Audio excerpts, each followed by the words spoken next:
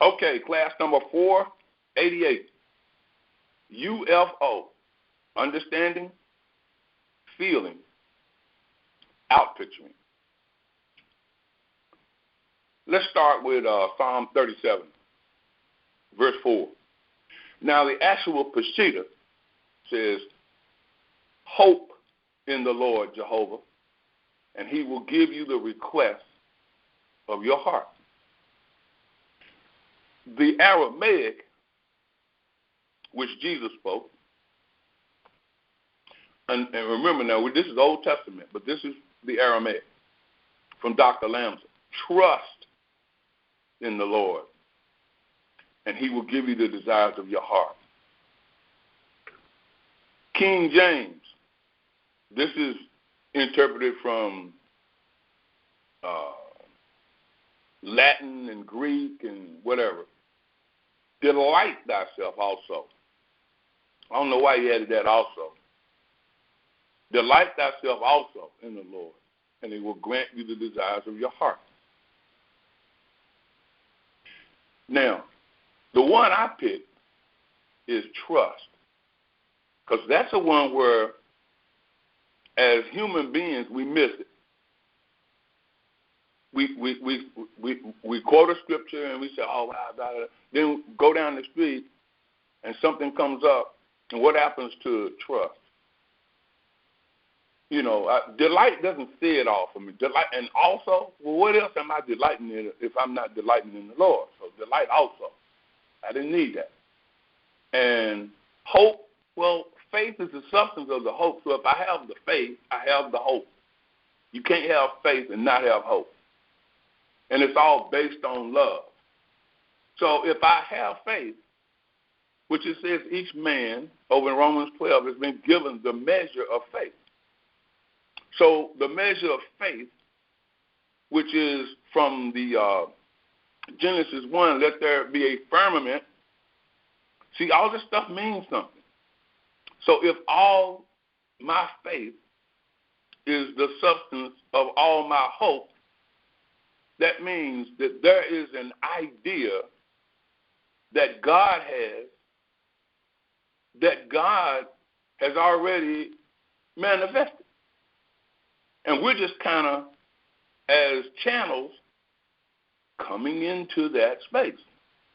You hear me quote this a lot. I have given you an angel to bring you in the way, to keep you in the way, and bring you into the place that I have prepared for you. What place is that? Consciousness and awareness of absolute truth. That's where God has brought himself as us. Let me say that again. God has brought himself into a conscious awareness of himself, and it is appearing as you, me, and the gatepost, as my mother used to say. See, when we realize that we trust, then it's time for us to understand that the thing that appears to be missing in our experience, that thing is an idea which has already been given.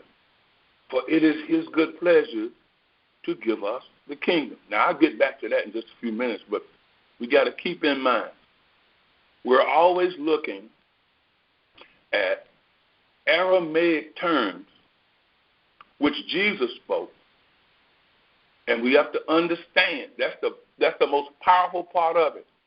When the understanding comes, Solomon even knew this. It's a tree of life. In all thy getting, get an understanding. Well, what is it that I'm trying to understand? I need to understand that God is the Word, and that Word is advising, directing, bringing us into the conscious awareness of the self. And that self is God.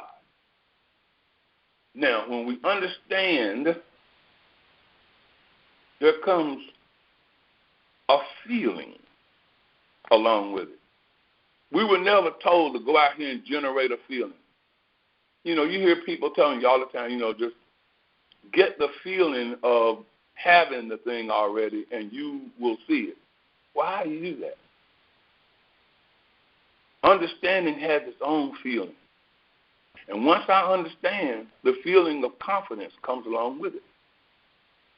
So now, when we start understanding that word, now we'll go back to a Semitic word.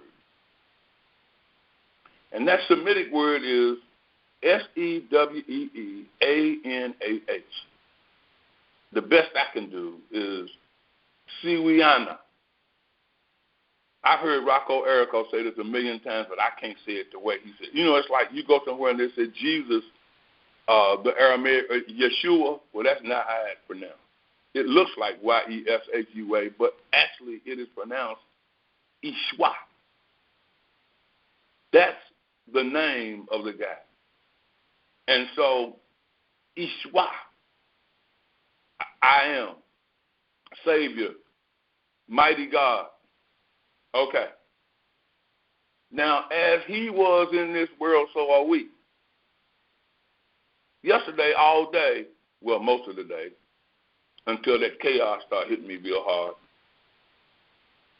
I kept thinking about the scripture, know ye not that Jesus Christ lives in you. So I am, the awareness that I am lives in you. And as he was in this world, so are we. So that Semitic word, Seweeanah, means will, wish, desire, delight, pleasure.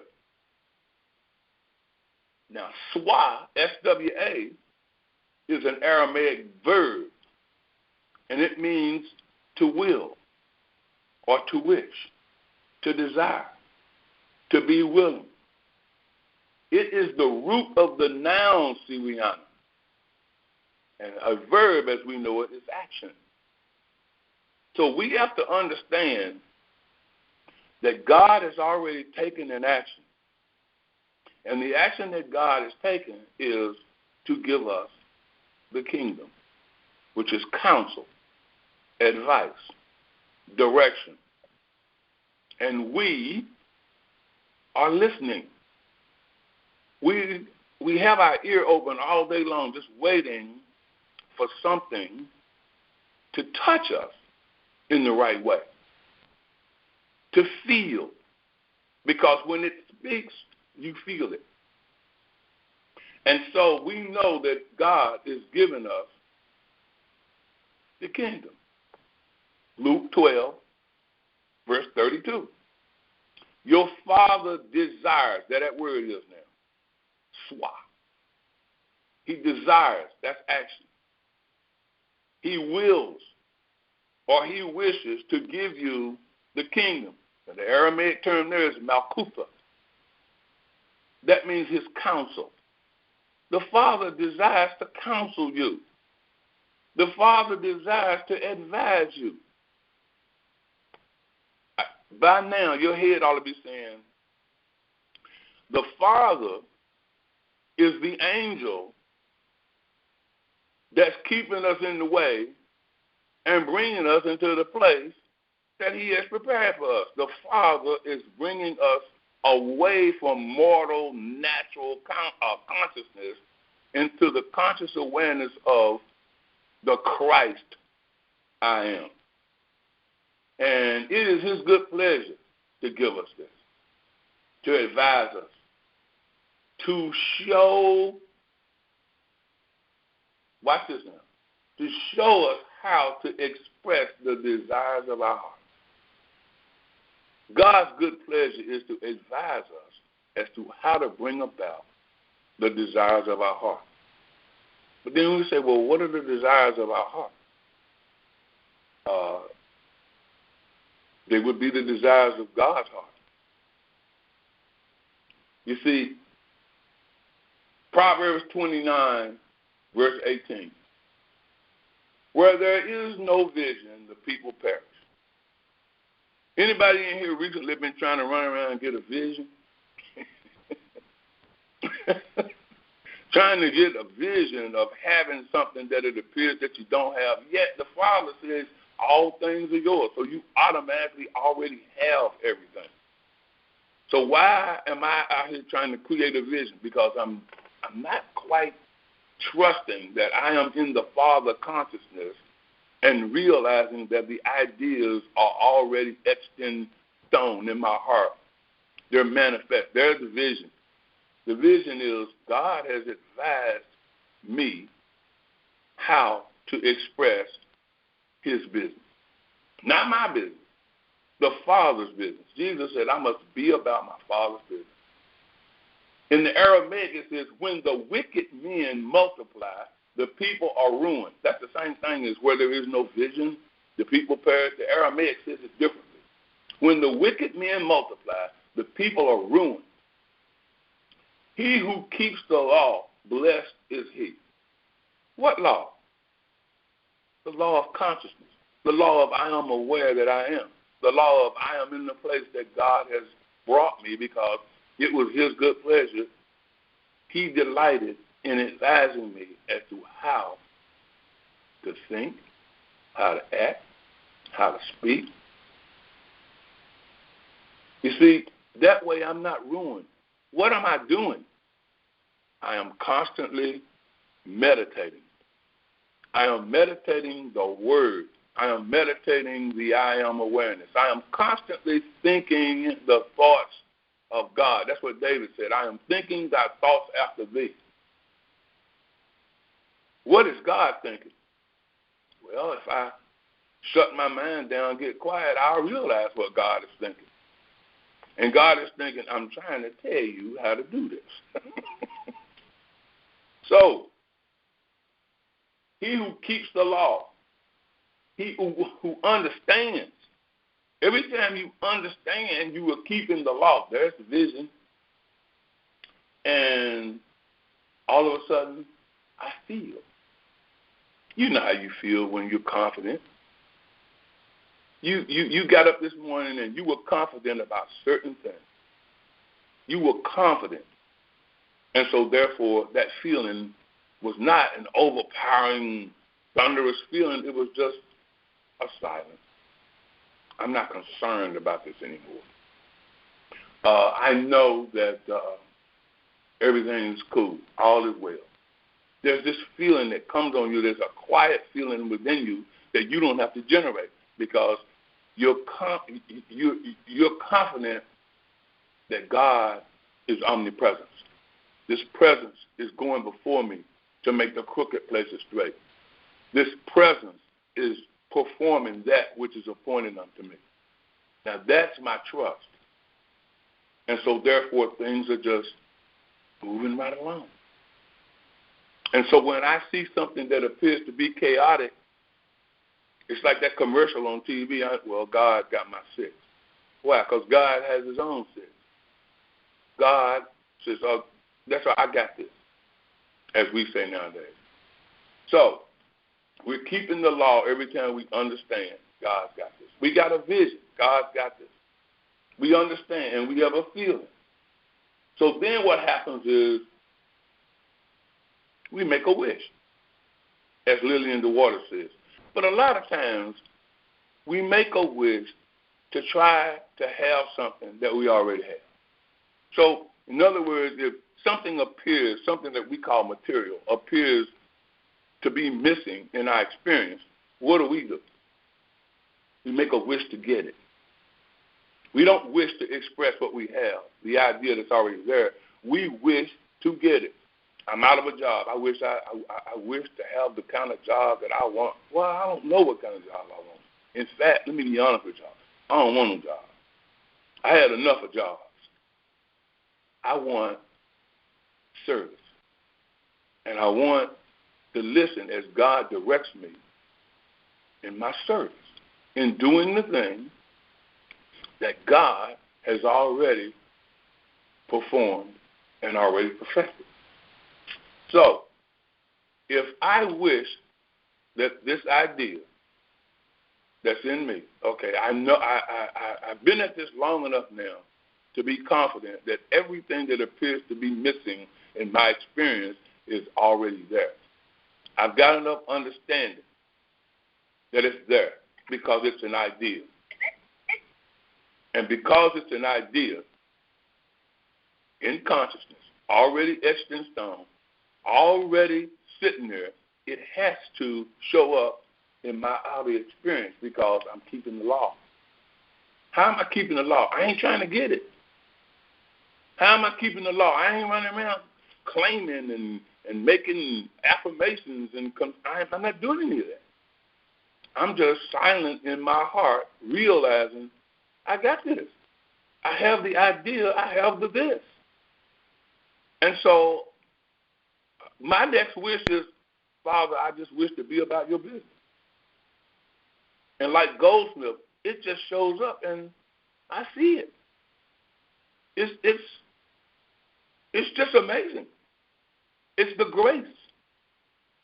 Now, as long as my attention is kept on the completed idea, as long as I'm focused totally on the attention, my focus is on the completed idea, that's what Lily in the Waters calls visioning.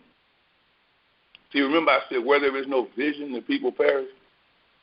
See, there's no vision when I'm out here trying to focus on getting a car, focus on getting money, focus on trying to get out of debt, focus on how to, well, here's another one, raise money, come up with a new business, get all of these kinds of things. No, there's no vision there. But when my vision is on the idea, I've got understanding and I've got a feeling, and the outpicturing is imminent. It can't not outpicture. It's like you took a camera and you took a snapshot of something. Isn't it there? Especially in this digital age, it's right then. You don't even need to go and get it developed. Everybody on here has a phone. Everybody on here takes a picture of something. Once they take a picture of something, they then do what? Save it over in their photos. Then they do what? Go right over to the photos and say, let me send this to such and such a person. Let me send this to Facebook. Let me do this. Let me do that with this picture. You know, you're not going down to the CVS or the Safeway saying, I'm going to put this film in for y'all to develop. Nope. It's instant. It's right then. It's now. And so the vision is the idea.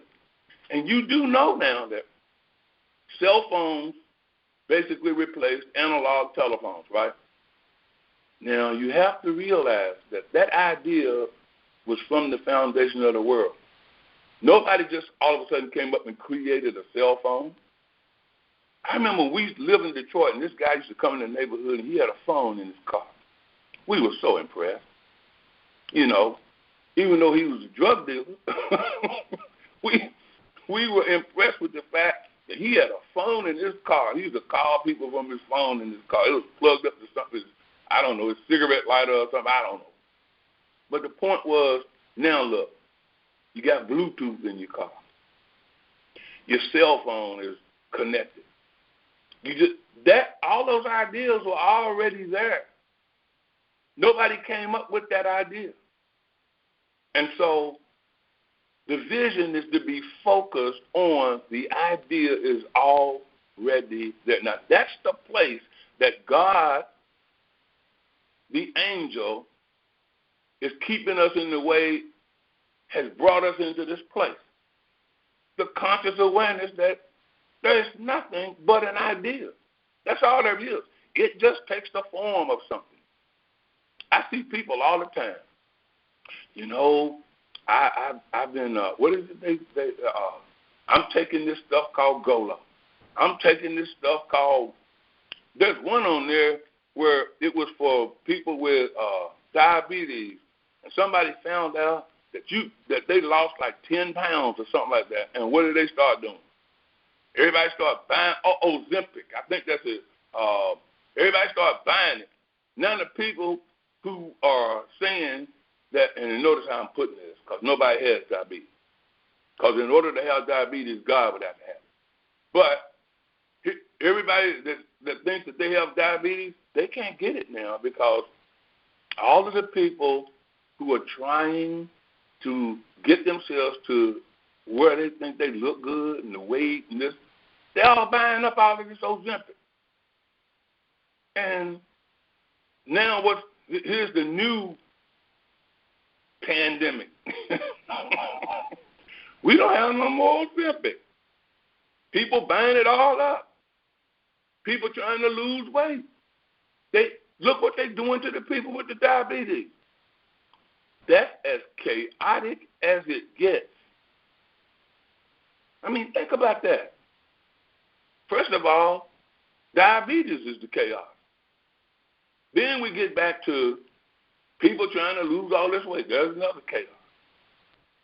No, and it's like you have to look at all of that and realize, God told me not to go into that hole. That rabbit hole does not eat.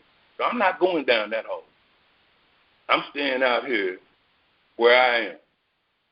Now, if I'm visioning and focused, all my attention is on the idea, the completed desire of my heart, my attention is kept right there in the image in mind. Now, remember, I told you what the image is. The image is I'm focused on the idea that its time is now. That's it.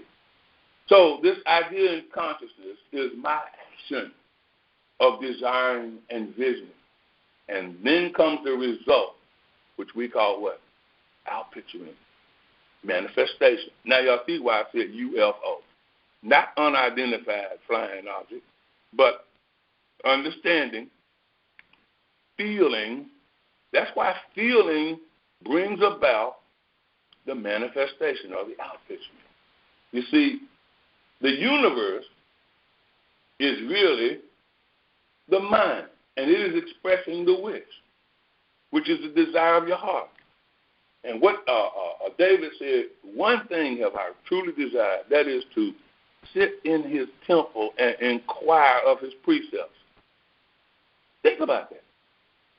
How many people do you think are in this world who are sitting around saying, I just want to sit around and inquire about God's precepts. All my wishes are to realize that I'm understanding and feeling that God has given me all of the ideas. And so all those ideas are already there, and there's nothing missing from my experience. So the more I meditate like this, the more I feel right about my life. And the more I feel right about my life, things are objectifying, outpicturing, manifesting in my experience. Why? Because God has brought me somewhere called the fourth dimension of life. You see, I've been walking around in this three-dimensional world. And now I'm in where there's no, what do they call it? Height, width, and length. Well, beyond that is just silence. What they call heaven. No working at it. No trying to get there. No trying to generate a feeling. No trying to create a result, manifest a result. Actually, stuff starts coming in your experience, and you might not have known you needed it. Wouldn't that be wonderful? But a lot of people go, oh, wow, man, I was in the right place at the right time. You always in the right place at the right time. When are you not in the right place at the right time? Because it's God's space. God is always in the right place at the right time. So the reality is always automatically reflected in what we call the divine universal mind. Word becomes flesh. Now let me back up. Let's put it in, if there is such a thing, the past tense. The Word became flesh. What is the flesh that the Word became? Every idea that is necessary for our experience in this world. The Word already became that. So I don't have to go scrounging through a Bible trying to come up with a word, because that means I'm trying to find something to make something happen. I'm reading the Bible because it feels good.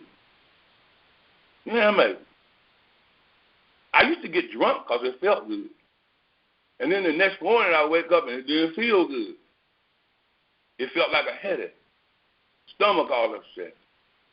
Then there was what they call that hair of the dog that bit him. Maybe all y'all weren't a part of the college experience that I had. But the hair of the dog that, well, you need to get yourself a cold beer, and that'll straighten you out. Right. I'm going to go back. The same poison I dealt with yesterday to get me in this shape is the same poison I'm going to try to get myself out of. And then there was the point where it was like, man, I'm tired of feeling like this don't feel good. How can I get to that spot where I feel good but I ain't got to have no hangover? And then the great discovery. What is it like Star Trek? We're going to go beyond. Where you going now?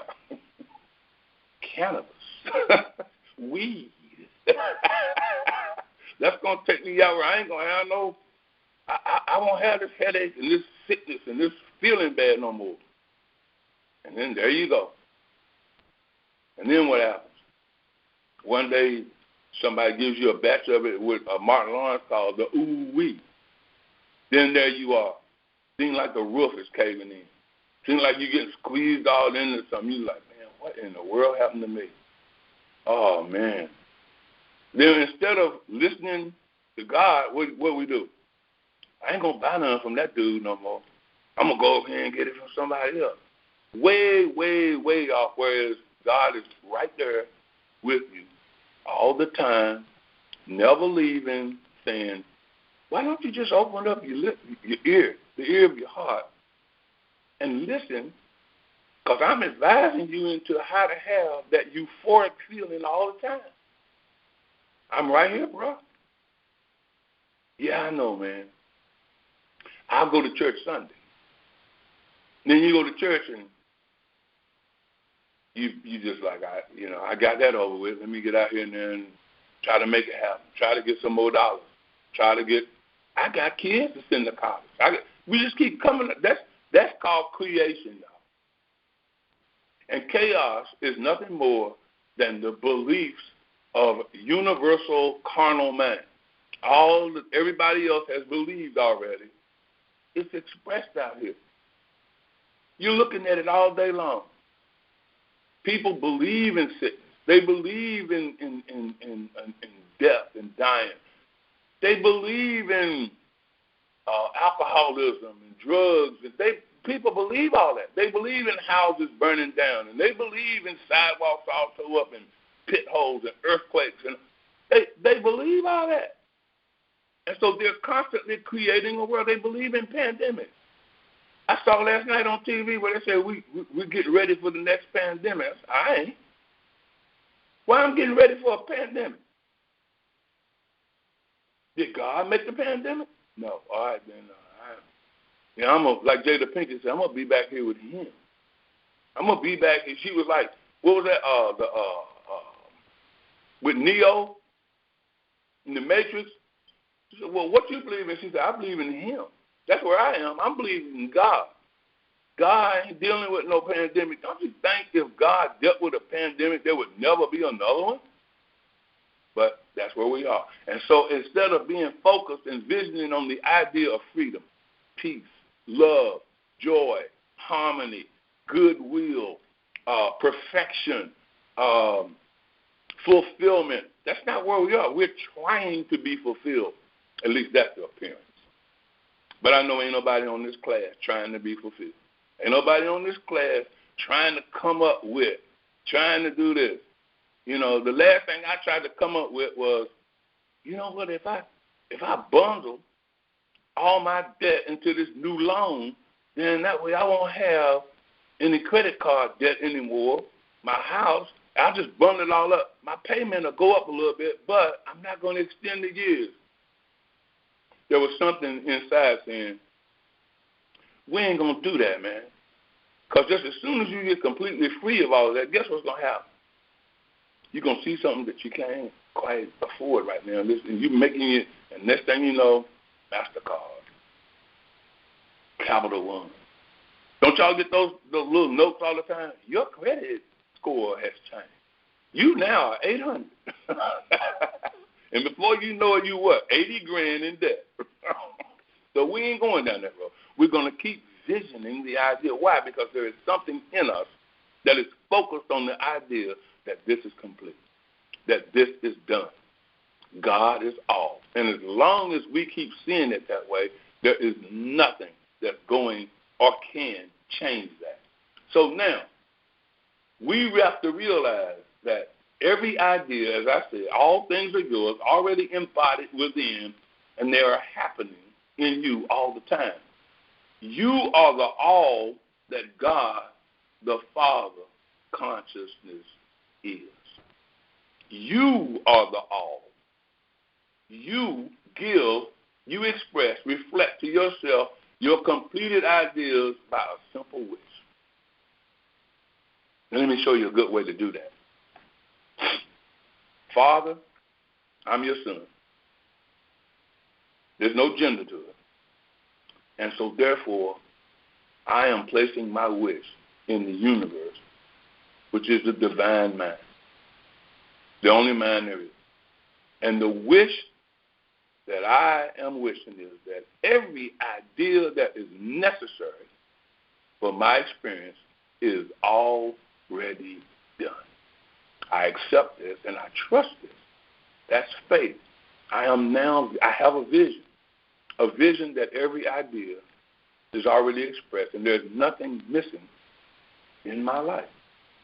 And so now you have just made a wish that's just like a king or a queen. You're in charge of a country called you. And as you command your thoughts, as you command your ideas, your desire, you're commanding those things to express because you are visioning each idea as complete. And so we go to Isaiah 45:11. It says, command ye me. You are commanding yourself to wish that the ideas that are already embodied in you manifest themselves as peace and love, the fruit of the Spirit, the gifts of the Spirit. Yeah, that's right. You got prophecy. But when you prophesy, it means you're not prophesying something that's going to happen 20 months from now, 20 years from now, or next week. You're prophesying that which already is now. Because that's all we got now. So, to vision and to desire to express the completed idea as a thing is commanding. You're commanding an idea to outpicture. Understanding, feeling, outpicturing. See, as I said, last week, I told you guys, I am going to write a song. I said that by next Thursday, I am going to have written a song, and I'll share it with you guys. But before I do that, I want to show you how stuff can come into your experience that you had no idea. I don't want to use the word no idea. You didn't expect to come into your experience. And so, during the week, you guys know I had done this song for Valentine's Day. Jerry had his friend who owns a radio station in Baltimore play it. And it was a concert that we did at Unity. And Lisa, Jamal's wife, sang the song. It's called Can I Open My Eyes? And so Lisa was so excited, she was sharing it with her coworkers on Teams, Microsoft Teams. And they were all hearing it and what have you. And then this guy, who Lisa worked with almost 20 years ago when she first got started, a guy named Jake. This sounds coincidental, but my grandson's name is Jeremiah, and I call him Jake. This guy named Jake heard it, got in touch with her. She said, I hadn't spoken to Jake in a while. Jake called her and said, Lisa, I heard that song. It was wonderful. That is amazing. And so she said, well, thank you. And then he said, listen, Accenture, where she works, one of the largest contractors in the country or in the world now, Jake told her Accenture has bought a company, and they are now the largest digital marketing and advertising firm in the country. Accenture is called Accenture Song, and they do music to advertise products of the Fortune 500. And Lisa said, she said, Dad, they're doing advertising for the top 100, which includes Ford, General Motors, Amazon. Those on the top. She named off the top 5. And he said to her, I have a friend, his name is Julian, and I want to put you in touch with him. And, because he runs it. So Lisa said, Dad, what do you think I should do? I said, you should send the song to Julian. Also tell him to go and look at the Lift Every Voice and Sing that you sang for Black History Month for Accenture last year. It's posted on their website. And if it's not there, then I'll get you a copy. Well, Jamal sent her a Dropbox, and she took it and shared it with this guy named Julian. I swear I can't make this up, y'all. She sent this thing to Julian. Julian got right back to her and said, wow, Lisa, it's wonderful to meet you. This is truly wonderful. And he said, this is amazing. This is terrific. Watch this. Then he had some praying hands on the side of it. I'm saying this dude got a little bit of something in him that he heard something in this. He heard God. It's a completed idea. Now, was I sitting around saying, you know what, if we put this out for Valentine's Day, and then, something might happen and somebody, I didn't do any of that. I just told her, this is beautiful, this is wonderful. And when Jerry put it on Facebook, shared it. People started hearing it on Facebook. People started saying, this is great. The guy from WOOK, which is an internet radio, Mike, send me a copy of that. I'd like to put it in my rotation. Okay. I wasn't sitting around saying, how can I get other radio stations? I wasn't sitting around saying, oh, wow, there might be some major company come in and want to do advertising, want to use some of my music. I don't know whether that'll ever happen or not, but if it's meant to be, I'm about God's business. And if that ain't enough for y'all, I said, okay, I'm going to write a song. And I wrote a song. Where's my phone? I'll read y'all the lyrics. Now, remember I said I had a whole week to write it, right? And I said, let's see.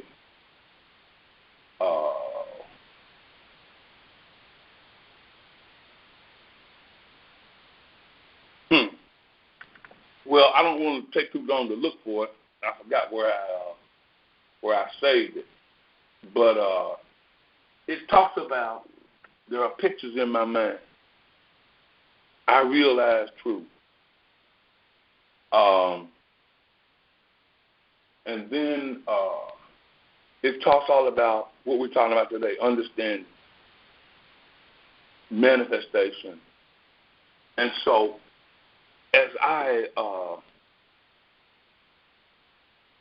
sat down at the piano, remember I told you I see myself go and sit down at the piano by the end of it took about three and a half hours.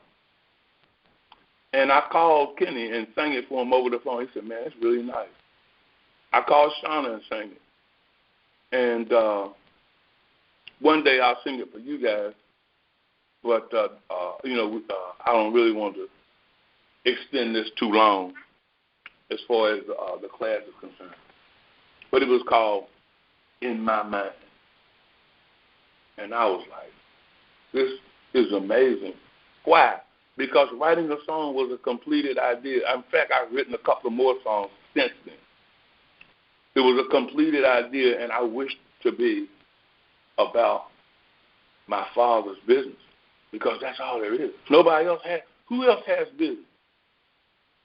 I was talking to my cousin's husband yesterday. Now I'm talking to my cousin, and she was talking about how somebody said, some preacher said that inclusion meant everybody goes to heaven. Ain't no devil, ain't no hell, and everybody goes to heaven. And she was like, that's just crazy. I said, no, it's not. She said, what do you mean? I said, well, go look at Hebrews 2:14. It says Jesus came and got rid of the works of him who had the power of death and hell, that is the devil. So if Jesus came, in his understanding, he got rid of hell, he got rid of the devil, he got rid of the power of death, then who is it who died? Who is it who goes to hell? I said, and so when you understand that, then, yeah, everybody, wait a minute, they don't go to heaven. They're already there. Heaven is a completed idea. Remember Jesus said, and you probably never looked at it like this, and I'm not trying to be smarty pants, but this is the perfect way to look at it. I'm not saying it's the only way or the right way, but for me it's the right way.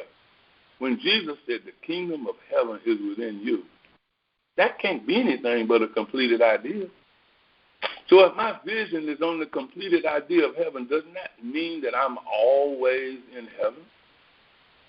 I am in heaven. God is in his heaven. I'm quoting one of the poets. I think it was Robert Frost.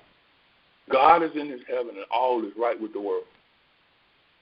That's what Allie was saying a few minutes ago. I'm looking at the world and saying everything is all right. And that is exactly the way she should be saying it and looking at it. Because it ain't going to look all right. It does not look all right. It really doesn't. You see people that appear to be, they get old, they get sick, they appear to die. That was one of the hardest lessons I ever had to learn was when I said, so all things work together for good for those who love God. So what was the good I was supposed to get out of my wife dying? And a voice came back and said, your wife didn't die. I'd have to die. I said, well, what was the good? The voice said, she saw me. She saw herself. There was no need to be here dealing with chaos and appearances anymore. I said, well, then, why am I still here dealing with this then? You ain't dealing with this. You're just somebody I'm using to cause somebody else not to have to deal with it no more. And when it's not time for you to have to cause somebody else not to deal with it anymore, then you will just leave too. Remember, I told y'all about the dream where I was going through this door. I had a little white dog hooked on the end of a leash, and my wife had her arm around me, and I had a baby in my arm, and I was going through this door. Well, that baby was a new consciousness, an expansion. Isaiah 54. Our job is to be here and to do what? To come into the place that God has prepared for us. God ain't put me here to go running around looking for how can I get a record deal? How can I get my music out? How can I take care of myself? God ain't put me here to do that. God put me here to realize other people, as I see them, come into this understanding if I quit seeing and judging what I'm looking at. That's how it works. I realize that the base and the core of everything is Christ. Christ in you, your hope of glory. Now take that scripture and bring it back. Now here's a new vision now. The idea of Christ in you is complete. So now you go back and go, faith is the substance of what I hope. Well, what are you hoping for? Christ in you to manifest itself so that will be glory. See, there is no, let me use my faith to bring all these manifestations of things into my life. I don't have to do that. The idea of a thing is it. It's there. It cannot not be. So, as we realize that we have done all those things, and now Jesus said, leave all and follow me. Leave all that stuff. Let all that stuff go. You don't need to be out here trying to make something happen. All you got to do is be sitting at the table. I had that thought. This was plain the other day. I got a text. The thought of completeness. Sunday was my birthday. Saturday night, Jamal and I spent all night in the studio working on the track. Got home Sunday morning, 6 o'clock. Went to bed about 7. Laid around all day. Went back to the studio later on that Sunday afternoon. Then I said, wow, man, today was my birthday. This was basically, just quiet, laying around. And then I get a call. And Jamal is like, I'm going to take you to dinner, man. I'm going to take you to dinner on Tuesday, though. I said, okay, that's cool. He said, we'll go to dinner for your birthday, but, we had a pretty rough weekend messing with songs and stuff, so I'm going to take you to dinner for your birthday. I said, okay. Then I get something that says, you need to be I'm at work, Dad, but you need to be at my house because a Lyft driver is going to pick you up. So leave your truck in my yard. The Lyft driver will pick you up and bring you to my job. And then we'll go out. I think we're going to go out in Virginia. I said, okay. And so the Lyft driver comes. I get in the car. This guy is a Muslim, but he wants to talk spirituality, and he's talking the same kind of spirituality that I'm talking about right now.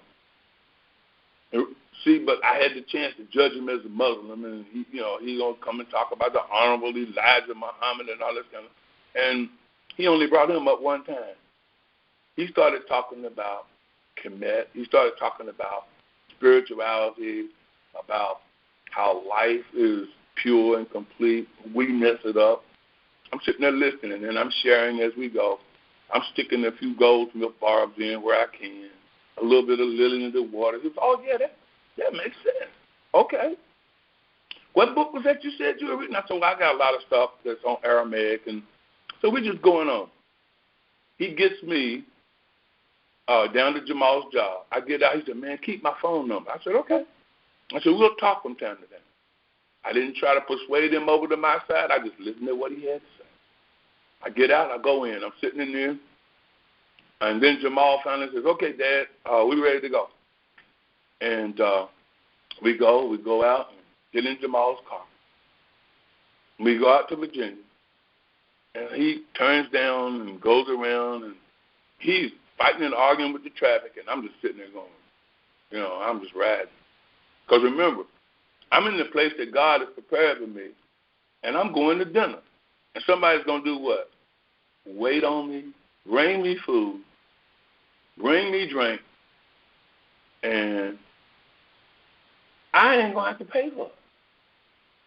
I'm buying food without price. I'm not paying. So we get there and we pull up, and I'm like, oh, wow. We at the Birchmere. Last time I was at the Birchmere, Jamal and I played for Ann Ness. And that was when the put it on paper was kind of big. So then we go on in, and I said, but Jamal, I said, who we going to see in here tonight? He said, it's a surprise, Pop. He said, but you going to like it, trust me. So we go in, and we're standing at the birch meeting. He said, we're going to go real early because I'm telling you, the line going to get real long, and you're going to be standing in it trying to get your ticket. And he had already paid for the ticket. So all you go up, and they clink your phone and give you a number. So we're standing and what have you, and, you know, just kind of chilling. Jamal said, I always meet somebody here that I know. But there was a guy who promotes the Lake Arbor Jazz Festival. There he was there, and we stood there and talked with him for 15, 20 minutes, and then we got our tickets, and then we went in and we sat down. Oh, but then he said, well, wait a minute, Dad. He said, I'm going to take a picture. So he got his camera out. I thought he was just taking a snapshot. He said, y'all mind taking a picture with him? And it's his birthday. And the guy says, oh, you brought your dad out for your birthday? He said, yeah. So then he said, okay. So the guy and his wife, they got right beside me, and put their arm around me. And we were standing there, and it wasn't a snapshot. He was doing film, you know. And so he said, now, y'all, he said, tell him what his special birthday gift is other than this dinner tonight. Tell him who he's coming here to see. And they said, oh, he don't know? And Jamal said, no, he doesn't know. This is a special gift to him. It's one of his favorite people. And they said, dude, you here to see Layla Hathaway. Man, I about lost my cookies. Layla Hathaway? Donnie Hathaway's daddy, one of my favorite artists of all time, and then her? I'm like, man. Then we go and we sat down, and this white couple comes in. Is this seat taken? No, you can sit with us. They sat down. We sitting there talking to what have you. So the lady brought our food. And so the guy was like, they were looking, they couldn't figure out what they wanted to get. It looked like it was like their first time there, so I don't know. But they weren't as old as I am, but a little older than Jamal. You could tell that he was probably in his 60s, and his wife looked about the same, you know, very early 60s. And so they were like, wonder what's good. I said, man, you know what? I said, we wouldn't stir you wrong, man. I said, but we got wine roast shrimp cocktail. I said, and we got fried catfish with red beans and rice. Dude said, I think we're going to have what y'all. He got his plate like us. He started eating, and he looked over at us and put his thumbs up and said, man, no, y'all didn't stir us wrong. And he looked at his wife. She was like, nah, this is delicious. I'm just saying he is prepared to set before me this table that is prepared. I ain't have to do nothing to go sit down and receive. God has this table set before you, and it's prepared, and you don't have to do anything but receive. And what's on your table? Every completed idea. When Jesus was on that cross, what did he say? A lot of people say, my God, why hast thou forsaken me? That ain't what he said.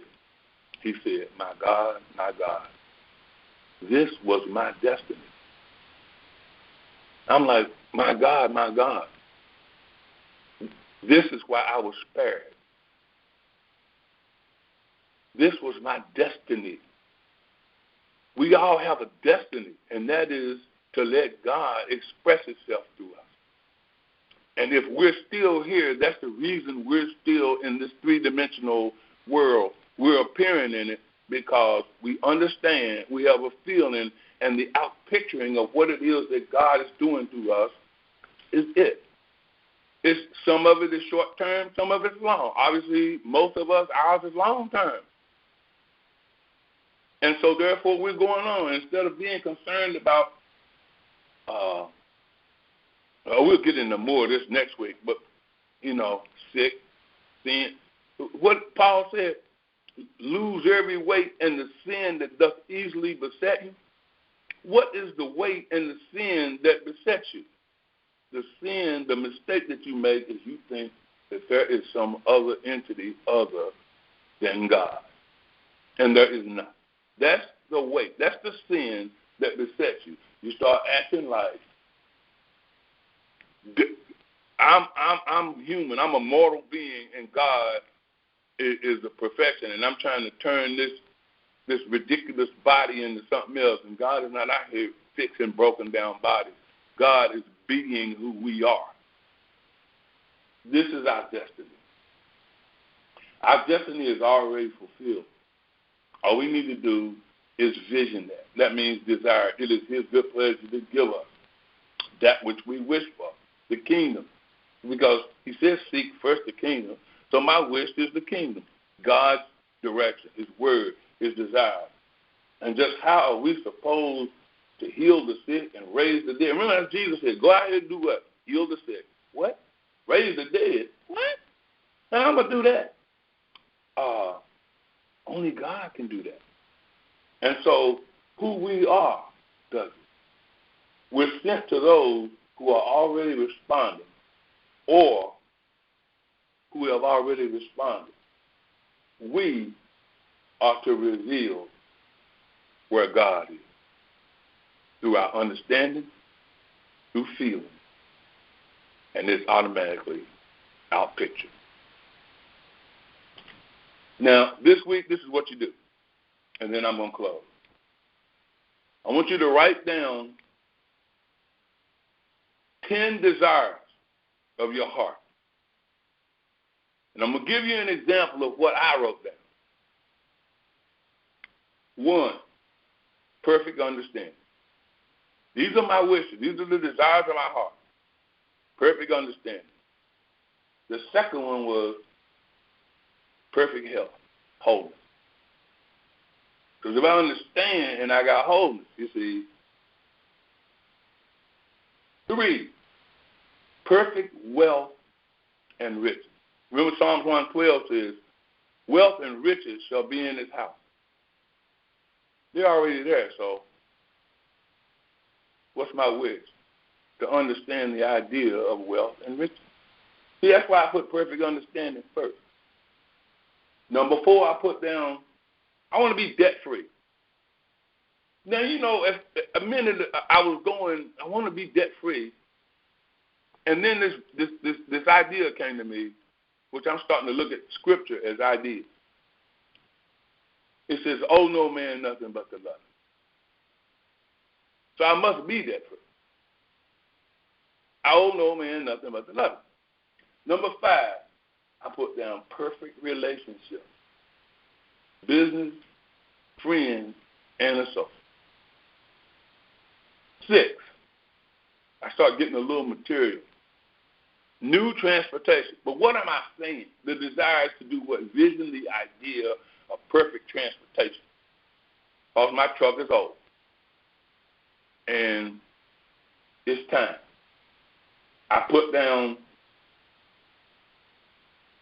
you know, it's time to change the carpets, remodel the home, get some flooring in here like I like. It's time to do that. I got a right to have that if I like to. The voice came back. It's only an idea. If you're visiting the idea instead of trying to sit around and see new hardwood floors or new walls, or if that's what you're doing, that's not a good wish. The wish is to vision the idea. 8, the perfect ministry. Not pontificating. Not out here trying to convert folks. It says, unless you be converted, you will not see the kingdom. Well, you must already be converted. Number 9, perfect business. I'm about my Father's business. That includes my music production, my recording, all of the sales, all of the services. And number 10, perfect father, grandfather, uncle, cousin, in-law. I put those 10 things down. I realize each one of them is an idea that is already complete. And as long as I'm focused on the idea, so right at the top of your page, put down each wish, the desires of my heart. You only want to write 10. And you don't have to come here and share those with us next week. What you do have to do is vision the idea complete on your page.